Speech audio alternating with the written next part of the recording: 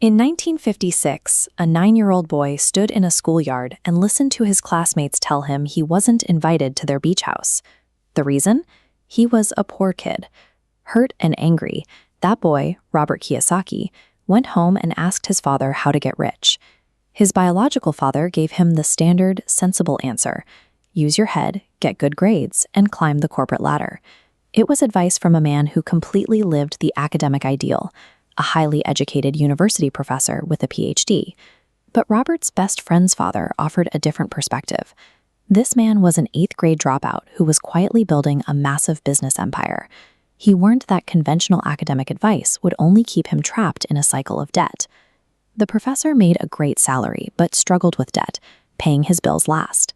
Meanwhile, the dropout paid himself first and built an automated system that produced cash even when he wasn't working. At 9 years old, Robert made a choice. He stopped listening to the academic and started learning from the dropout. He realized that true wealth requires abandoning the safe path and adopting a mindset that many would consider rebellious. The dropout, the rich dad, began Robert's education with a harsh lesson. He made Robert and his friend work in one of his convenience stores every Saturday, dusting canned goods. Their pay was a measly 10 cents an hour. When Robert finally demanded a raise, his rich dad cut his pay to 0.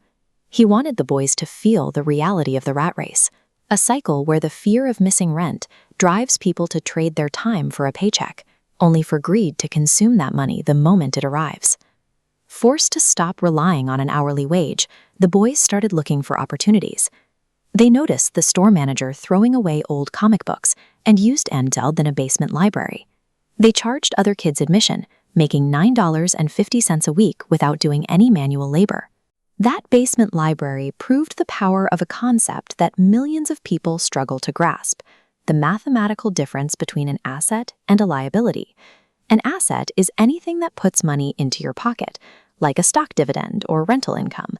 A liability is anything that pulls cash out of your pocket, such as a car loan or credit card debt.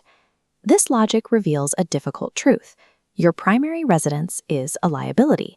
Even without a mortgage, a house constantly drains capital through property taxes, insurance, utilities, and maintenance. Instead of pouring all their cash into a personal home, the wealthy focus on building a column of income-producing investments, like commercial real estate, that generate positive cash flow automatically. The middle class remains trapped by acquiring liabilities they believe are assets. The wealthy simply focus on acquiring real assets. Consider Ray Kroc, the founder of McDonald's. If you ask a room of MBA students what business he was in, they'll laugh and say the hamburger business. But Kroc knew the hamburgers were just the mechanism to pay the bills. His true business was the aggressive acquisition of the commercial real estate sitting underneath every single restaurant location. There is a sharp distinction between your profession and your business. Your profession pays the immediate bills. Your business is the mechanism you own and operate to build an independent asset column on the side. This is a 1959 individual tax return. It illustrates the trap of bracket creep. For a conventional employee, working harder for a promotion often results in moving into a higher tax bracket, where the government takes a larger percentage of your increased earnings. This is the standard employee tax sequence.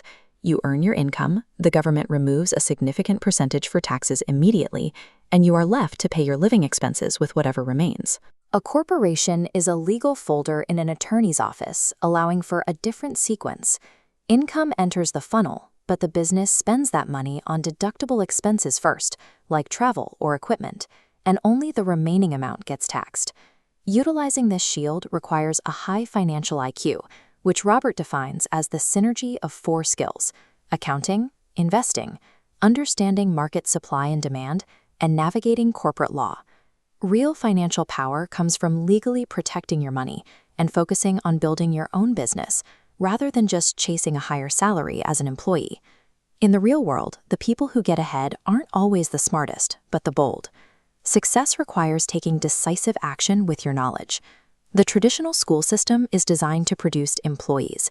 It teaches us to play it safe and fear making mistakes, which effectively suppresses the financial genius that sits inside every one of us. Every dollar that enters your hand is a vote for your future. Spend it on consumer items, and you choose to be poor. Spend it on massive mortgage, and you choose the rat race.